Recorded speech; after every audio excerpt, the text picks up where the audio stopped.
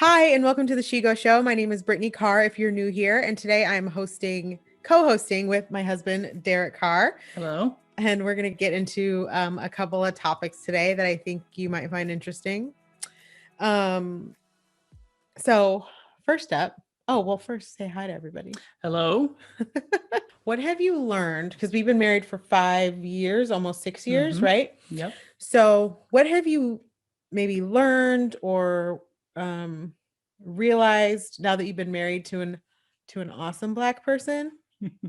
um, that maybe you didn't realize before or didn't really care about before that you now do? Some of the biggest things would have to be just a respect for Black culture, Mm-hmm. and respect for just the differences in culture. Um, I think before I just hadn't given much thought to it. Really Mm-hmm. didn't grow up around Black people, and really my only exposure to what some people would think of as Black culture would just be TV. Just Right. rap and hip hop and different things like that. But I didn't have any real knowledge. But one of the things I learned is how much um, of Black culture is similar to Southern culture. So growing up in Arkansas, there's a lot of things that we do and that we like to eat, or a lot of stuff like that's similar. So I found a lot of similarities there. So yeah, I mean, there's a ton of different things, I guess, things that you wouldn't normally learn. I think that you don't really have a reason to learn otherwise, just about Black hair, like differences with hair and what it means. And I think you've done videos before on like don't touch the hair and stuff like that. But my experience has been more of like having to like schedule a little harder around humidity and rain, things getting wet. I'm used to just running out, going outside. If it's raining, whatever, you just go out and get a little bit wet and dry off with the towel when you get inside. That's hilarious. And I'm like, humidity. I need to put on some type of apparatus to like get from here to the car. That's pretty funny. So I think that and everything wasn't just stuff that I learned directly just from hearing or learning directly from you. It's just that being married made me more interested in some of those things. So I researched some, looked up, and learned more about it. Yeah. Okay, cool. I wanted to ask you about last summer. So like after George Floyd's murder and all the protests were happening last summer, I went through a really hard time with that. And it wasn't just the event itself, it was seeing what people were posting, and it was pretty immediate, and seeing like what a lot of my white friends were posting, and it was really hard to see all of that stuff at once. And you had a front row seat to how I was seeing all this stuff, which is why I had to like basically stop going on social media for a while, because it was really hard to listen and see just how much my friends were not understanding what was going on, and with the issue that was just that cut so deep, and to watch so many people now, whether there were a lot of people that understood what was going on, and even if they didn't understand all the layers to it, they had empathy for it. And then I had other friends that I was just shocked, and I shouldn't have been so shocked, but I still was, that so many people were just finding excuses and reasons to not care about what was going on. And that was really hard to take in and have that realization. And it made me so angry and fearful and sad all at the same time. And and all those emotions were coming in waves, and they were constant at the same time. And I remember when we went for a walk. I don't remember like how recently after around May of last year, but we went for a walk, and it was the first time we had really gone, because there was also COVID we were dealing with, right? So no one was really like out a lot, and we were like, let's go for a walk, because I had been crying like most of the day, and I wanted to go outside. So we went for this walk, and our friends I remember like going outside and I was just looking around. My head was on a swivel because I was just so scared to be Black in that moment and in our community where it's a lot of white people. And I was really just so scared just to be outside and walk around with my husband. I thought someone was going to yell something out at us, or like I just was so fearful, and that's never happened for all the years that I've lived where I've lived, um and grown up basically in the town that I've grown up in. um I've never been afraid to just walk down the street. I've never even thought twice about it. And so we go on this walk, and I see this truck, like a, I don't remember what it was, like a pickup type truck, behind us, and I start to get nervous, and the truck honks at us, and I'm like, "Oh my gosh!" I was like, I did I jump or grab you? I Just did something. jump. I Yeah. just jumped, because I was so on edge, and so um, and we turned around and looked, and it was our friends from church, and I felt so stupid, but it was just, it really hit me how afraid I was, and not even having talked to many people, just seeing what people were posting was enough to make me fearful of where I lived and the people that lived around me, and um some people that I went to church with, if I'm being 100% honest. Like, it made me very scared. And so you got to see that. Did you think any, what were you thinking while we were, like, while I was Um, dealing with that? I mean, I guess I was a little bit surprised at how much it affected you. Mm. Um, I was surprised yeah, I mean, also. yeah, and I think um, I think it affected a lot of people that way. Yeah. And part of it Yeah. may have been the isolation, COVID, and stuff like that that kind of That, amped it up. for sure. For But sure. but it definitely brought out a lot. It gave us a lot to think about, Yeah. and I feel like um, we got to think about those things, or we were forced to kind of think about some of those things and the differences, and the fact that people do still see color, and that there is um, racism. And even though you in your mind you push it away, and you just always, it's okay, it's so much better now, it's so much better, and it is better than, I'm sure it's better now than it's ever been before. But then things happen, and you see that it's not as good as you thought it was, Hmm. and I think there's just a lot of and I'm not even talking about specifically like the case of George Floyd being killed. I'm not even talking specifically about that specific act, but I think we saw a lot from the way that different people reacted to it, Hmm. and that's more of what worried me, because I know that people like the guy that killed George Floyd are far and few between. Um, those aren't really the people, I'm not worried about being Right, about right, about right. family or anyone being killed by a police officer, but I am worried about sort of the lack of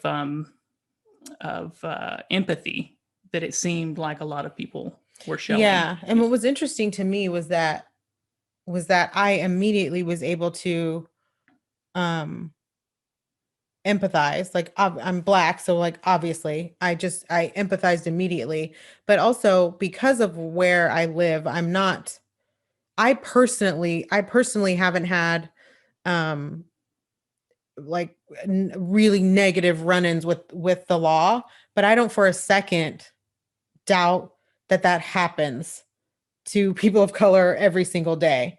I know that that's happening, and I don't doubt it for a second And you have or friends and downplay family it. that it's happened to. Yeah, and have friends and family that that's happened to.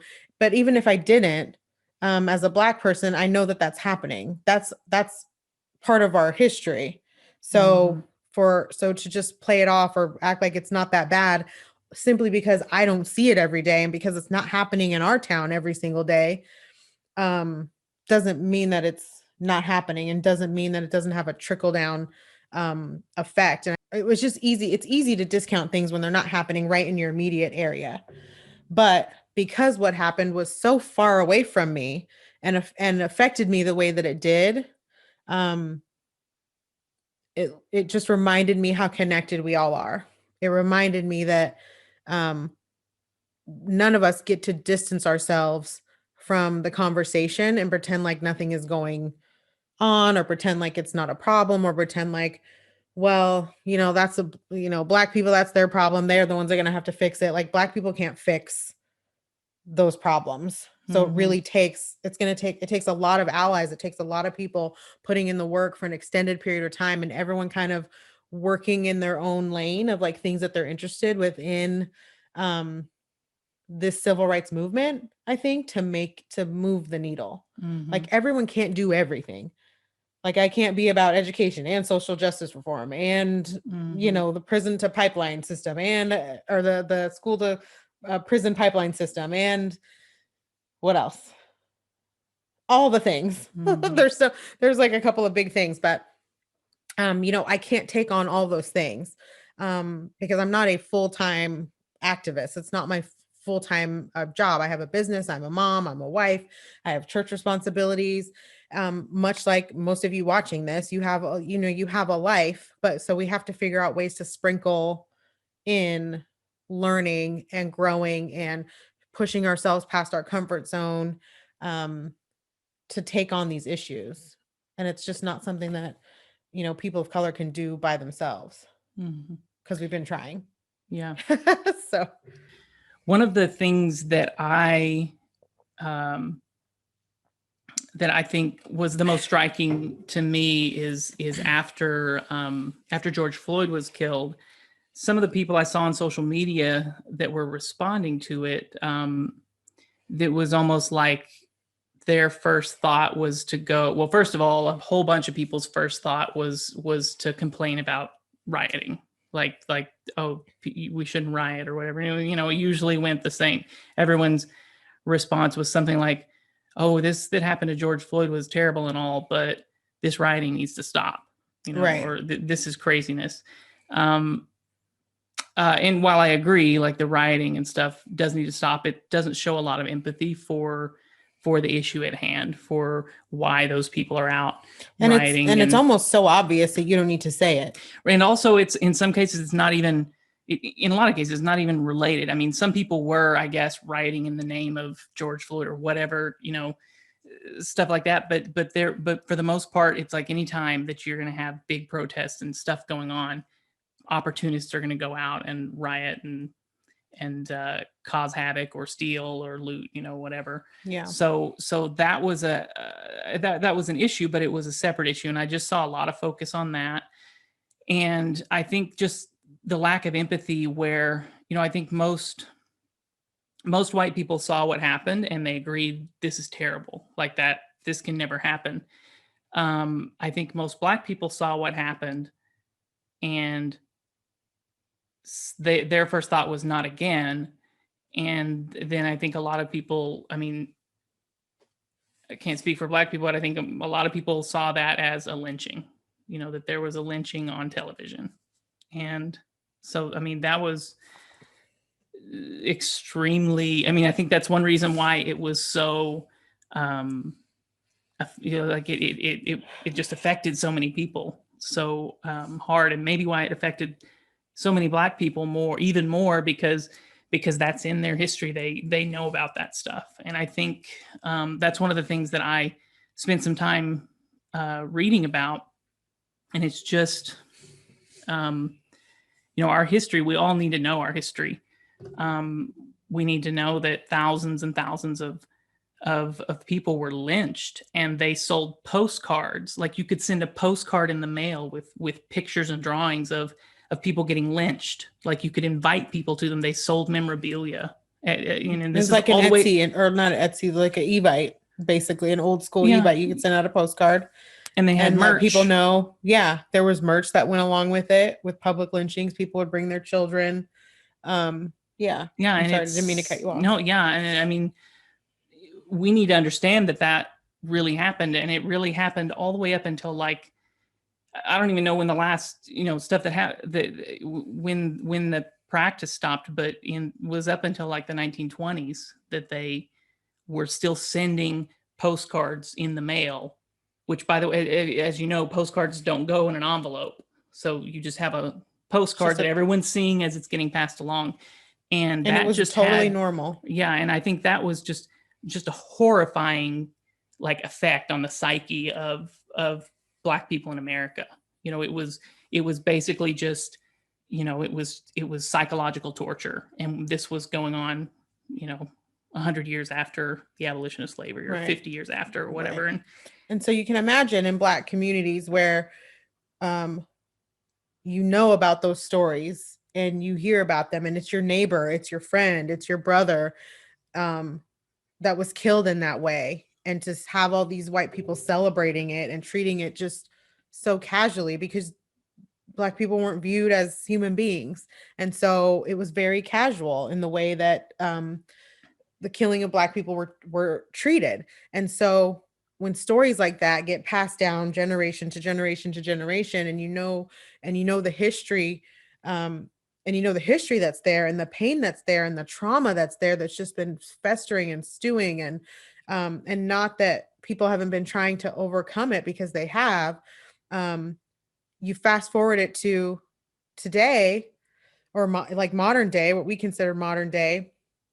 um that's trauma. So when you see people, like, the question's not like about, or really the point is not to point out that people are rioting, but what can make somebody, how much trauma, how much pressure has to be put on somebody or put on a community for them to get so, and this is anybody, really anyone that deals with extended amounts of trauma. um at what point does the lid pop off? Like, at what point? And there's been several times in history where the lid has kind of popped off, and there's just been this explosion of just enough already. Like, it's enough already. And so instead of just calling out violence, or people looting in the street, but what causes somebody, how does somebody get to that point? How does a community get to that point is the real question. And that's what has to be looked at. And hopefully, I don't know, hopefully by you hearing this, or whatever, studying that you've been doing, or trying to learn and listen to your friends about this issue, that it'll make it, I'm hoping that people will start to have a little bit of a perspective change about what they are seeing, and really interpreting it the correct way. Yeah, yeah, and that's been my, I mean, my take on the whole thing, or what I've tried to do, is just is learn empathy and learn understanding, because that's all I can do. Like, me judging someone else, or judging another group of people, and saying something like, "Oh, maybe they need to follow the law, or they shouldn't be doing this, or they should be doing that," is not helpful. Um, that is for that community to do for themselves. You know, Brittany and I talked a lot about, sometimes things get taken out of context. I've seen leaders in the Black community where their videos get popular. Just really kind of triggers me when I see, like, people I know sharing these videos from Black leaders, and those Black leaders are saying, we've got to pick ourselves up, we've got to do this ourselves, we have to, Oh yeah. we have, we have to stop all this negative, usually talking about, like, all this terrible music and this bad, Right. and Up our own violence. We have to clean streets. up our streets. We have to stop,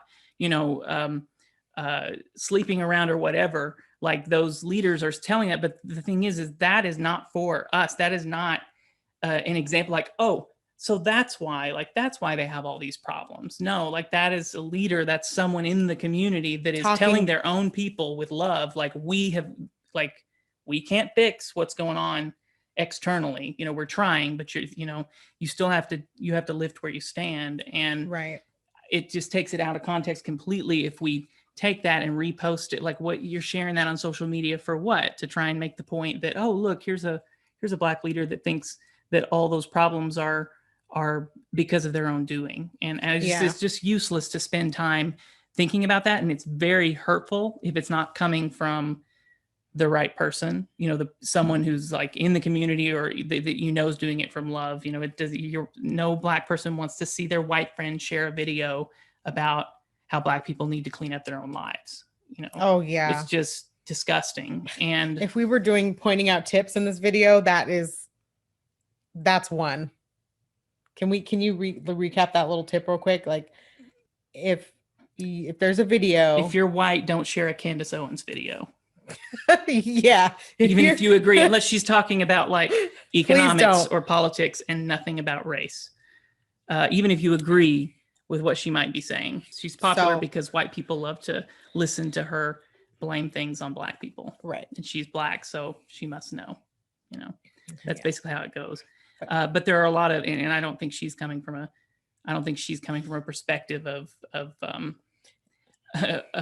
really wanting to help the community. I think No, she's she's out not to help herself. But I think there for are a lot sure. of black leaders that I've heard speaking about those things, and it's all out of love. They want to help their own community, and they know Right. this is how we have to do it. But anyway, back to what I feel like, that's not my place to try and figure out what's wrong. But where I can help is to spend time understanding the things, the problems that beset the black community, and understanding things like that the average net worth of a black family in America is 10 times less, like Mhm. it's than the net worth of the average white family. I think the average white family is like something like $140,000, and Mhm. average black family is like $14,000. Yeah, something like that. And it's Do you such a remember where you read huge that? no, but I mean it's Wikipedia. It's a common statistic, I Okay. think. Okay.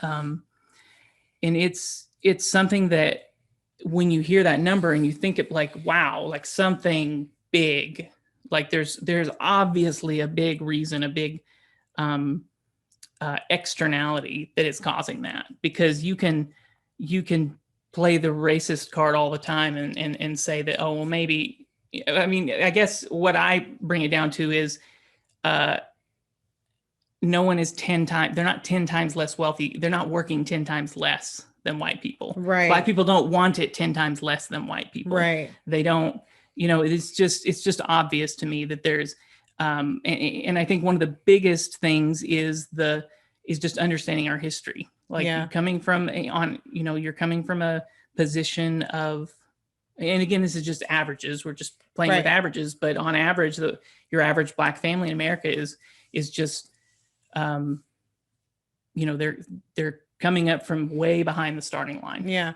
Well, we talked about before, your family, and I'm not calling out your family. This is like a lot of families, but owning land Yeah, I and mean, like passing that down, being I able to even do that. that was something that I researched a little bit too, because I had started, thinking more about the things that I have, and we never had wealth growing up, but we always had what we needed, and at least from my perspective, we always had stability, and part of that was because my parents starting out, they they had parents who owned land, who owned a home, owned a farm, had jobs, and they went to college, and they made their own way, but they always had a safety net. They could always come back home, or they could always get some help. And I think both of them, their parents helped them pay for college. Yeah. Um, Do you remember how your papa got the land? Like how far back? yeah. So I mean,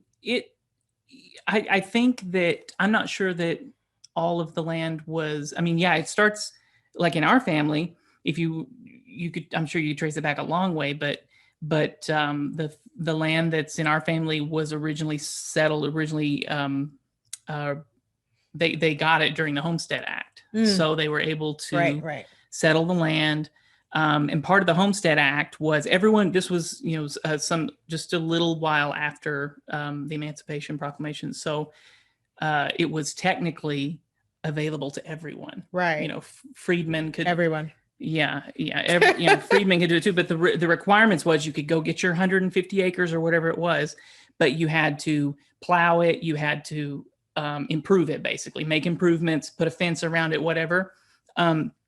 And that's a little bit hard to do if you don't own a plow, you don't have any money, you don't have a grandpa that has a plow or a mule, and that was the difference. Like, you have nothing. Yeah, you have nothing, and a lot of these families were showing up. These white families would go, and you also had to fill out paperwork and be able to read and write. Yeah, and most of the freedmen were legally not allowed to learn how to read and write. They only had that short period after they were freed. So that alone, I think I've heard in history books the Homestead Act referred to as one of the greatest transfers of wealth from from the government to the people in American history, or probably is the greatest transfer of wealth. I mean, they Yeah, took, I don't know, I've read that millions of too. acres and gave it to essentially all white families.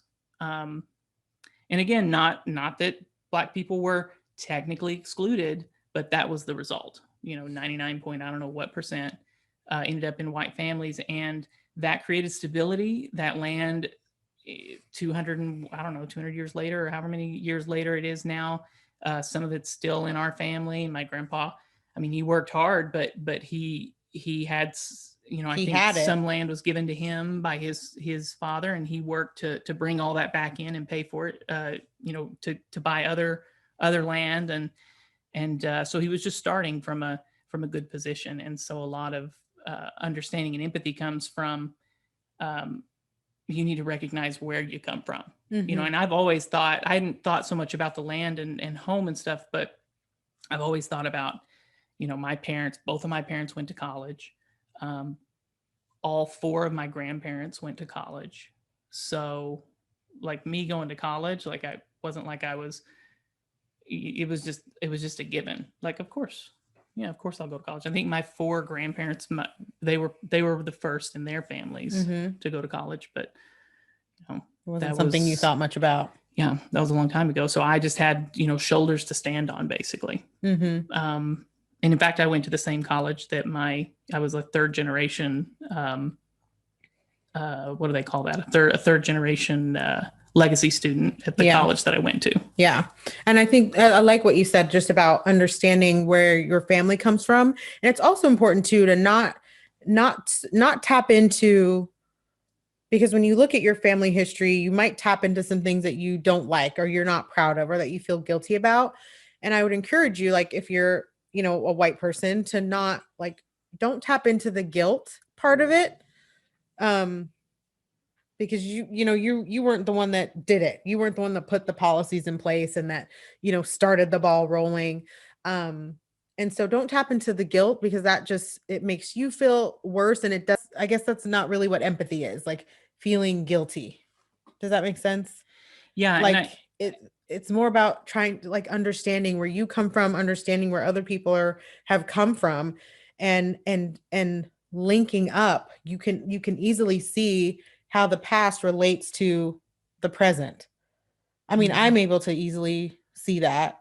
But that's because I've, studied those things and asked people about their families and how they came to get the things that they have, the mentality they have. And the other thing I think that's important to remember when you're seeking empathy and trying to understand this stuff is your anecdotal information, or one guy, the fact that Oprah, the fact that, and Oprah would be the first to tell you this, the fact that she, quote unquote, pulled herself up by her bootstraps and became one of the wealthiest people in the world, is not simply because she's just a hard worker. There's a million factors that go into it, and luck and timing and so many things. So we can't pretend that just because I grew up poor too and nothing happened to me, why is this, why, you have to look at the populations as a whole. Right. And of course you're going to have people that rise up above it all. Right. And that's great. But now I use Oprah as an example.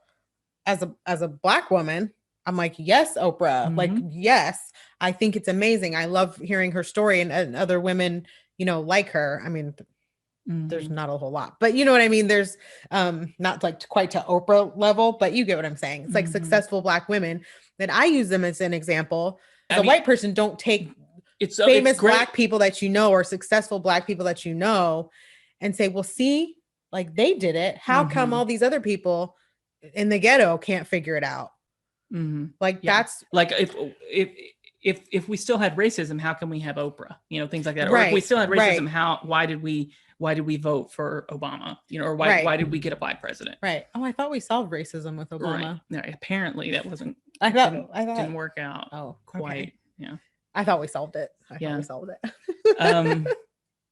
But anyway, that's where I try and focus my understanding and empathy is you look at and if you look at it as a whole, of course, you're going to have, if you told anyone, we've got two groups of people, we're going to give one group, let's say two groups of people are going to run a race. We're going to put one group way, way back 100 yards behind the starting line, and the other group's going to start at the starting line. At the end of the race, you start looking at who won or who's winning, or let's say halfway through the race, you're looking at who's winning, and you see, And the one let's 100 say yards back doesn't have shoes. yeah. For the first 50 yards, the 100 yards back is not allowed to run. Not allowed to run with shoes on. Yeah. So I mean, it's just obvious. You look at that and you can say, okay, yeah, well, there are going to be some people. There's some people that are gifted and really fast, and from that first group, they're still made it all the way up to the same group, and maybe even beat a lot of these other people. But we know, in your mind though, for the most part, you're going to have this big group of people who started out way behind. And I think that's all that most people are, I don't think Black people want people's pity or anything, but everyone wants understanding, especially when you're going through tough times or when tough things happen. And I think that was one of the other things that I've learned more recently is just, I didn't really think of it this way, because as a white person, when if I go throughout my day and I see a white person at the store, I don't think, like, I'm not like, oh, there's one of my white people, because everyone around me is white and it's just normal. Well, there's not that same kind of camaraderie. That's when I've seen white camaraderie. It's usually like violent it's not cute. Well, yeah, if your camaraderie is because you're white, it generally doesn't. Right. It doesn't. I don't know about y'all's clubs that you guys. Right, but we do have. I can empathize, or I can think about it as more. I'm religious. I'm Mormon. So when I meet other people that are Mormon in just everyday life, or I see someone on TV and I'm like, I think that person's Mormon, or whatever. Right. I get an instant camaraderie with them, and even in business, I've done a lot of business with people that turn out to be members of my same religion, and so you just kind of you have some things in common, right? And that's kind of how you can look at. I feel like if I had seen, let's say there was police violence against Mormons was going on, and that was a thing, I would definitely be affected a lot more. And I think that's sometimes we don't, as white people, we're not understanding, like, why would my Black friend Brittany, who has never been in trouble with the police, be worried about this guy who was killed? What, just because of this color of their skin? But that's the thing. It's like when you're a minority, it runs so deep. Yeah, when you're a minority, like you feel a brotherhood or a sisterhood, however, which is exactly why you have, in the Black community, people refer to each other as brothers and sisters. Just like at church, we refer to each other as brothers and sisters, because. But on that point, okay, sorry. No, I was going to say the point about sister with an A versus if you call me Sister Carr at church, that's fine, because we're talking about it's church. We're all brothers and sisters in the eyes of God. It's totally fine in that context. But like if a white person just calls me like, oh, like, what's up, sister? First of all, I don't even say that to people, even like Black people that I know. That's just not how I speak. So it's a little weird. Yeah. Like, you're not in the club, don't say sister. For sure. You've never called me that. No. Just speak how you normally speak. Yeah. So yeah, there's another thing that I've thought a lot about is this term white privilege that we hear, and I think it makes everyone cringe. It's just, in fact, I think it might have been Van Jones, or it was someone that was saying, he was talking about that term white privilege, and he said, in reality, it's not the best term. Like it's really not describing the problem. The problem is not that white people are privileged, it's that Black people have been held back, which by comparison makes it seem that white people are privileged, right? And it shouldn't be a privilege to be treated like a normal human, right? And that's one reason I don't like the term. Well, I don't like it because I feel like it immediately discounts, or the people that are right now dirt poor, living in a trailer or homeless and happen to be white, immediately are like, you can go kick rocks. Like, and I mean, what are you talking about? Right. And they still have relative privilege, compared to maybe a Black family that's in a, same position. but it's just not, we're not playing a game where we're trying to figure out who's more privileged or who's less privileged. Right. But I do think that it becomes a problem, if I don't personally have a problem with the phrase, like if someone told me I had white privilege or something, that doesn't, when people talk about white privilege, that doesn't offend me. Right. But I know it does offend quite It does offend a lot of people because they think, oh, well, I grew up poor. I grew up, whatever. And right. I grew up going through the store and people would follow me around thinking I was going to steal things, which is something that white people never say. That should be a book. Yeah. Yeah. I mean, I think that the biggest lesson though to take from that is just to go back actually to the white privilege saying it was not a good term. Right. I think he said it'd be better if it was, black disadvantage or something, but that just sounds negative too. It does. And people are like, black disadvantage. Yeah. Look at Oprah. Yeah. But where I think that white privilege, people hate that term, but where I do think it's apt is if it is someone like, if you're not willing to recognize the blessings, let's call them, that you have, be it from what was passed down to you, what your parents did for you, or what, I think some people were orphans and came up from absolutely nothing, but that's really not a lot of us. A lot of us built on either the things that our parents taught us or the things that whether it's actual money or property or goods or whatever, but a lot of times it's just stability, emotional stability, or people that love us. Like those are blessings. And if we don't recognize those things, that's where it becomes a problem. That's where it really does become, I think, like white privilege, like something that you should feel guilty about. Because they always talk, I've heard people say, well, I don't feel guilty for being white. Like, no one wants you to. Yeah. No one wants you to feel guilty for that. But I think you should feel guilty if you are just going through your life, living life and not willing to understand the different hardships and plights that other people go through. So you should feel a little guilty if you're just going around. I mean, I've been to like third world countries and I think a lot of people experience that, where they feel a little guilty, like, wow, these people are looking for food.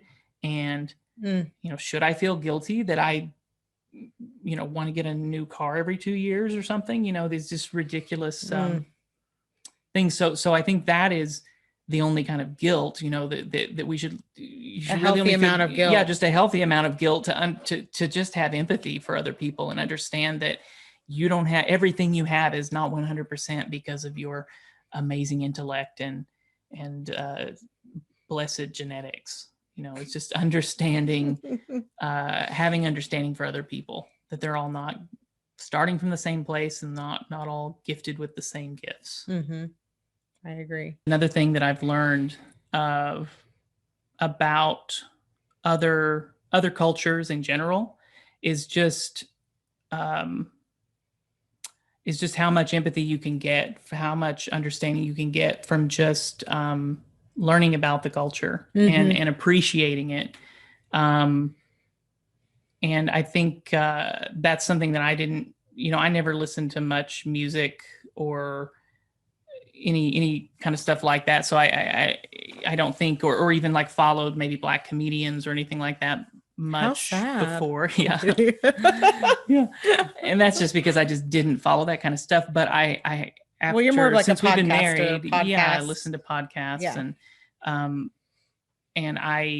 but I've learned to appreciate a lot more some of the cultural aspects of Black culture, and just especially learning about where they came from and understanding. Well, and I'll tell you, part of the reason that I didn't have as much of an appreciation for it is because growing up in a Christian home, things like rap music has curse words in it sometimes. Right.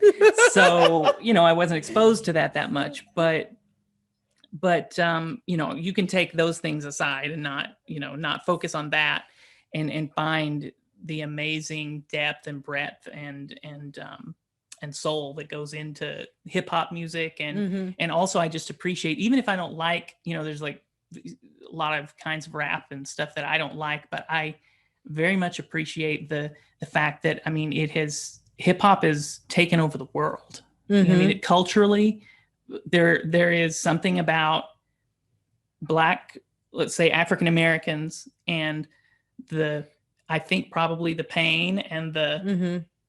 the generations of hardship that they went through that has produced this you know cultural phenomenon throughout Yeah. the world, not just of music, but and not just hip hop. I mean, jazz. And uh, I've seen musicians talk about how every type of popular music, for lack of a better term, was stolen from Black people. Let's say borrowed.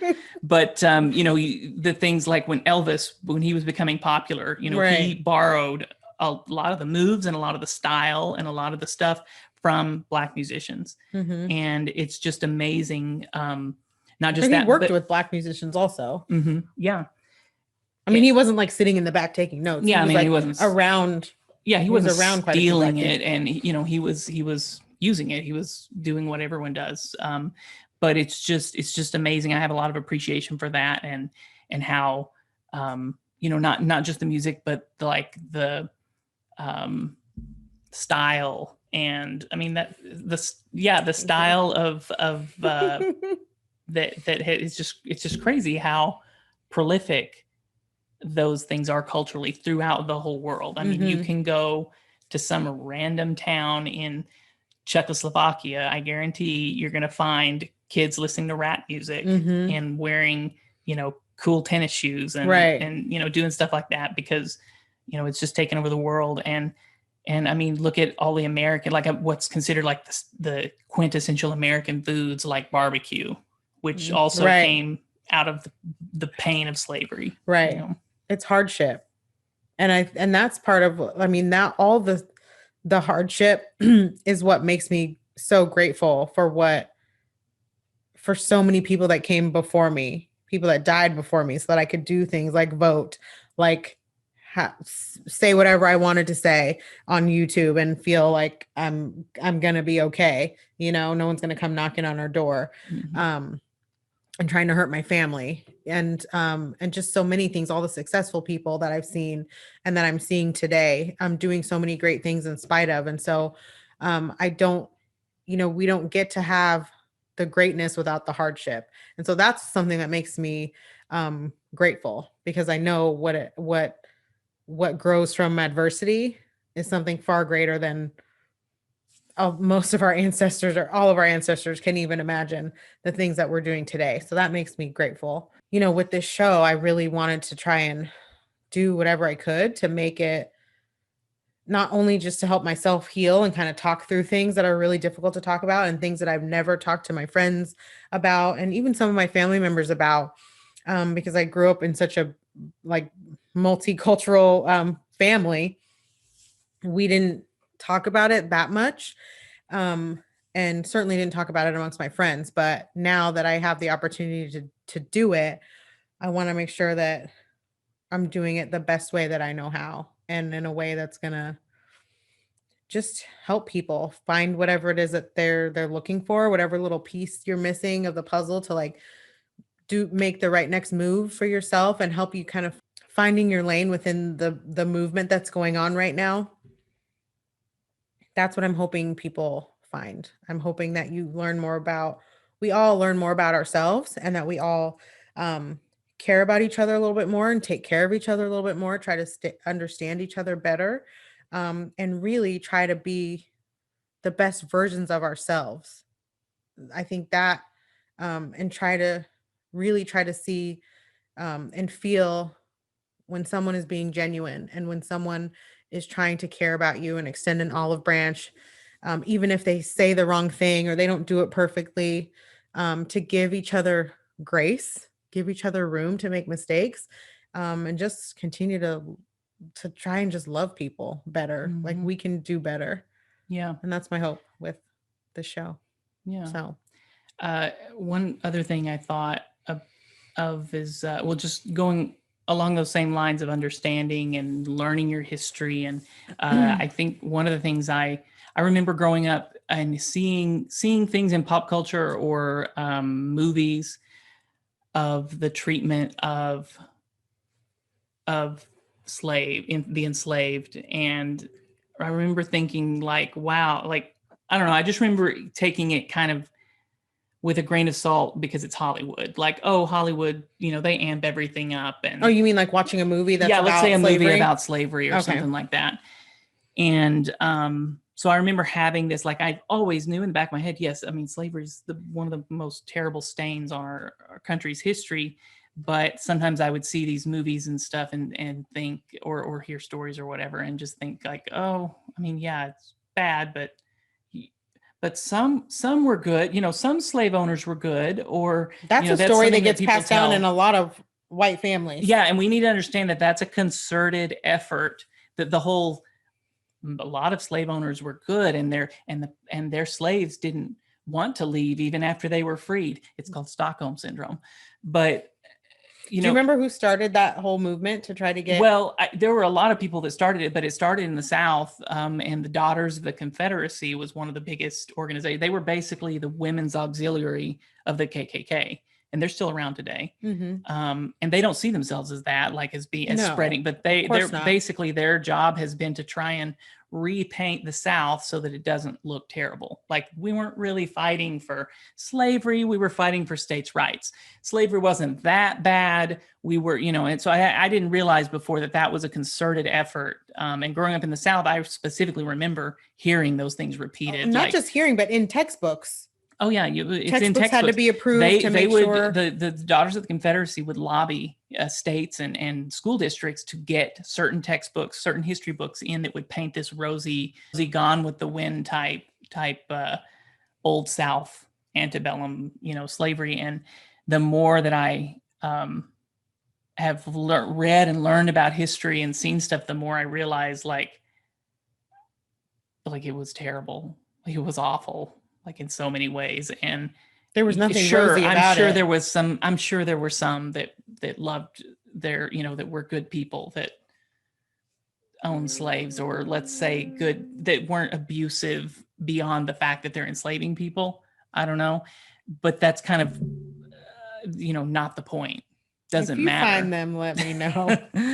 Yeah, I mean, point being, I'm sure there was some that weren't as bad, but that's really not the point. The point is the institution as a whole. What are we comparing that to? Yeah, it was abhorrent in every way, and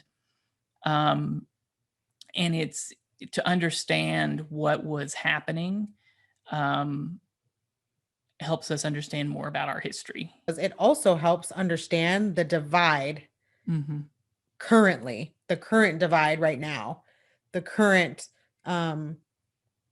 seeing the blatant display of racism.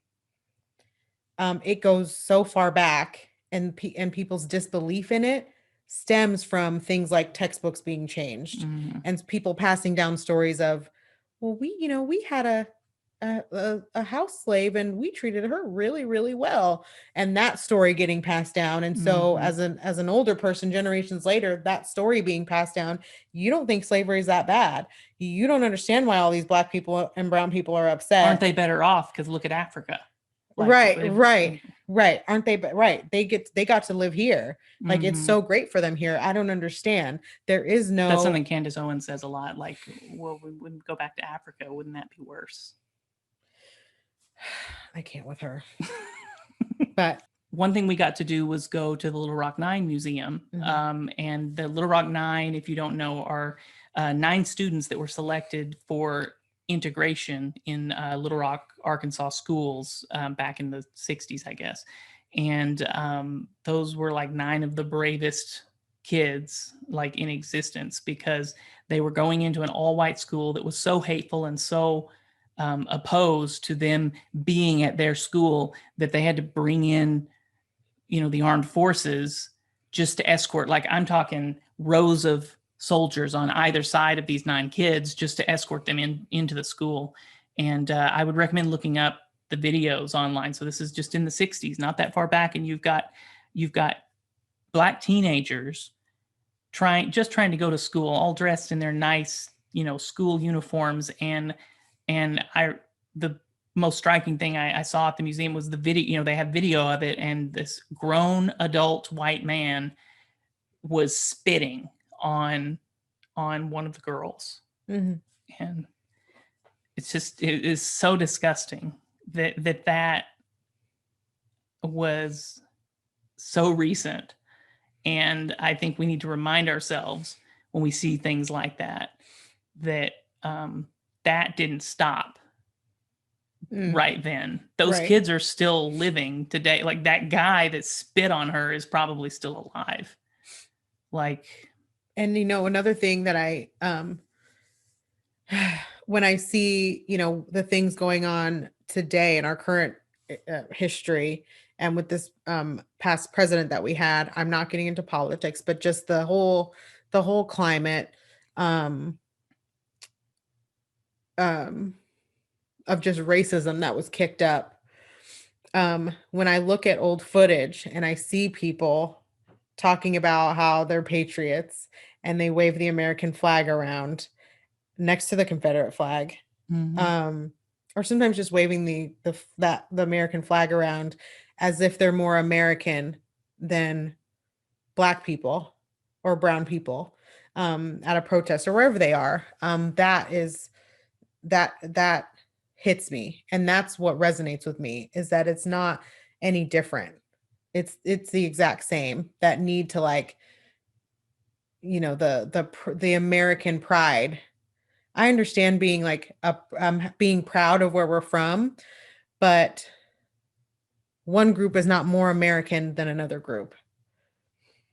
And there are a lot of people, Black people and brown people, have done so much to help this country, to literally build this country, and are proud to be from here, and love being Americans, and to be treated as if we're not, or we should go somewhere else, is just beyond me. And so it's interesting when you see, you might see a news clip here or there, and a Black person versus a white person will see two different things and hear two very different messages, not because the wording is different, but because the history that I know and that Black people know. It's different, and that's why people are still fighting, and that's why shows like this even exist. It's to just try and help people sort of connect the dots to these things that we're seeing and the insight that we have. And I would hope someone would do the same thing for me if I was not quite understanding, or if there was a disconnect, because there clearly still is in a lot of cases. Yeah. Well, thanks for being on the show. You're welcome. With me. It has been good. I didn't think I was gonna like tear up at all. Oh my gosh. But it was really good. So thank you for doing this with me. I appreciate it. And happy Valentine's Day. Thank you. You too. And happy Valentine's Day to all of you. I hope you have a great weekend. If you have a question or a topic that you want us to go over in the show, just hit us up, or leave us a comment, and we'll be able to talk about it on the show, because chances are, if it's happened to you, it's happened to somebody else. Until next time.